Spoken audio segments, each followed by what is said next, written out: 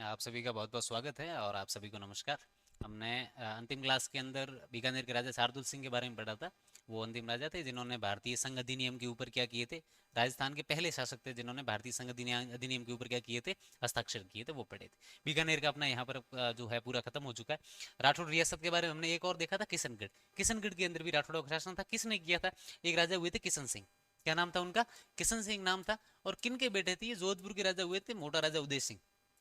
किसके थे? मारवाड़ के शासक कौन थे? उदय सिंह, मोटा राजा उदय सिंह। और मोटा राजा उदय सिंह के ये क्या थे? बेटे थे। और उन्होंने अलग जो है कौन सी जो रियासत बसाई थी, वो थी किशनगढ़ के अंदर जाकर क्या किया था इन्होंने? राठौड़ सत्ता की स्थापना की थी।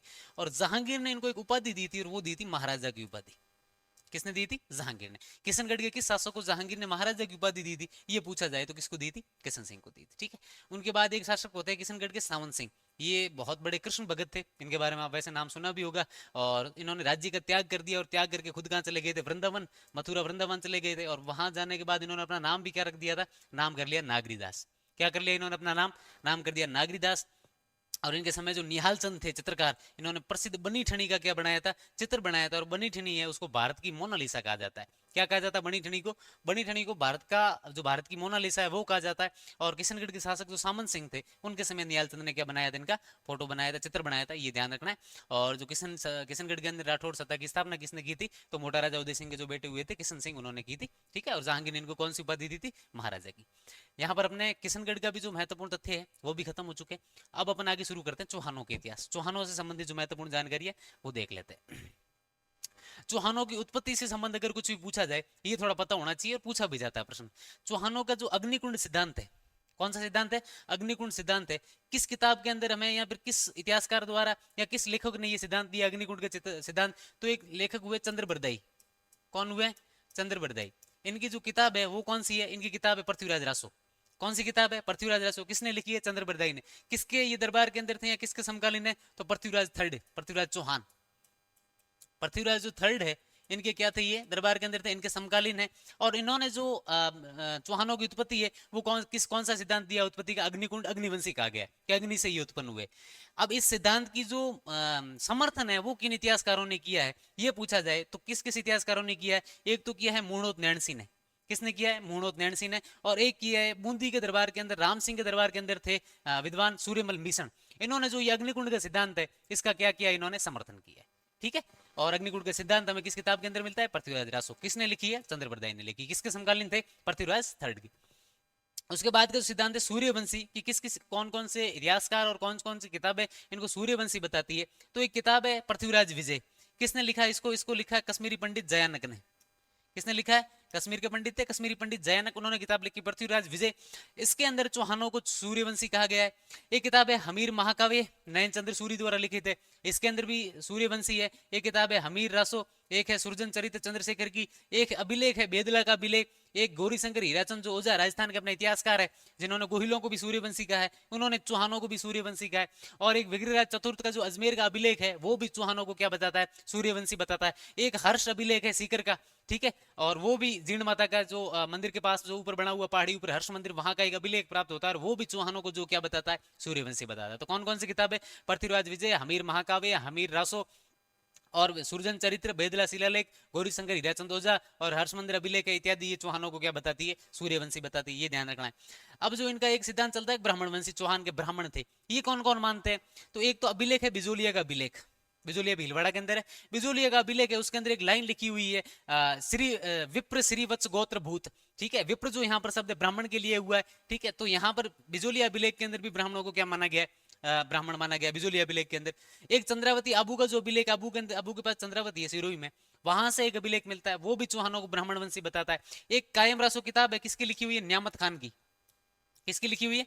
नियामत खान फतेहपुर सीकरी के थे। इन्होंने किताब लिखी कायम रासो, और कायम रासो के अंदर भी चौहानों को ब्राह्मण बताया गया है। और अपने एक इतिहासकार हुए दशरथ शर्मा, उन्होंने भी है जो चौहानों को क्या बोला है? ब्राह्मण बोला है। ठीक है। और चंद्रवंशी जो, मतलब जैसे सूर्यवंशी वैसे चंद्रवंशी, चंद्रवंशी मत का समर्थन कौन कौन से अभिलेख या फिर कहां से जानकारी मिलती है? पृथ्वीराज सेकंड जो चौहान शासक हुए थे, उनके समय का एक अभिलेख है, हाँसी का अभिलेख 1167 ईस्वी का, ये चौहानों को चंद्रवंशी मानता है। एक अचलेश्वर का जो अभिलेख है वो भी चौहानों को क्या मानता है? चंद्रवंशी मानता है। इनको इंद्र के जो वंशज है वो भी कहा गया है। एक रायपुर का सेवाड़ी अभिलेख है। क्या है? रायपुर का सेवाड़ी अभिलेख। और वो इनको क्या मानता है, इंद्र के वंशज। चौहानों को क्या मानता है, भगवान जो इंद्र थे, बरसात के देवता कहा जाता है, जिनको देवों के जो देवता है उनके देव कहा जाता है, उनका राजा है वो इंद्र। तो इंद्र के वंशज जो है कौन सा अभिलेख बताता है, रायपुर का सेवाड़ी अभिलेख, ये ध्यान रखना है, ठीक है। इसके बाद हम जानते हैं कि चौहानों की जो रियासत थी वो कौन कौन सी थी, वो जगह थी वो कौन सी थी। तो चौहानों का जो उत्पत्ति स्थल है वो सपादलक्ष को कहा जाता है। सपादलक्ष यानी जो आज का हमारा क्या है, सांबर या साकंबरी, ठीक है। ये जो जगह है इसको क्या कहा जाता है, चौहानों के जो उत्पत्ति स्थल है ये कहा जाता है। अच्छा, चौहानों की जो शुरुआत की राजधानी थी सपादलक्ष वालों की, वो कौन सी थी, वो थी अहि छत्रपुर। अहि छत्रपुर किसका प्राचीन नाम है, नागौर का। नागौर का प्राचीन नाम क्या है, अहि छत्रपुर, ठीक है। और ये चौहानों की क्या थी, राजधानी थी। उत्पत्ति स्थल कौन सा है, सांबर साकंबरी, जो आज का जो सांबर है वही क्या है, सपादलक्ष।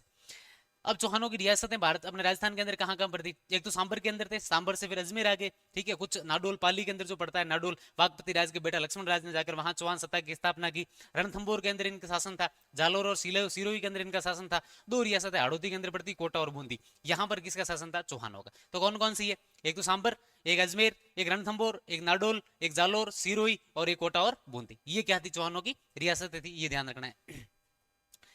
इसके बाद जो वासुदेव चौहान, जो सांबर के जो चौहान है उनका उनका जो कौन है, आदि पुरुष, यहाँ पर मूल पुरुष है वासुदेव चौहान। ये सांबर में इन्होंने क्या की, चौहान राज्य के ये क्या है, संस्थापक है।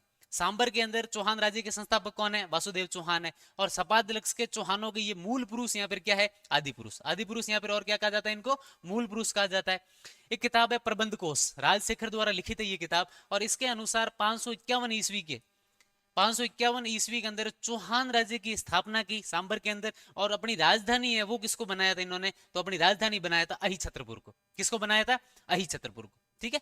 और जो बिजोलिया का अभिलेख है उसके अंदर चौहानों को वत्स गोत्रीय ब्राह्मण कहा गया है। विप्र श्री वत्स गोत्र भूत, ये लिखा हुआ है, मैंने आपको बताया, ये पंक्ति लिखी हुई, ये ध्यान रखना, ये जो पंक्ति लिखी हुई है, ठीक है।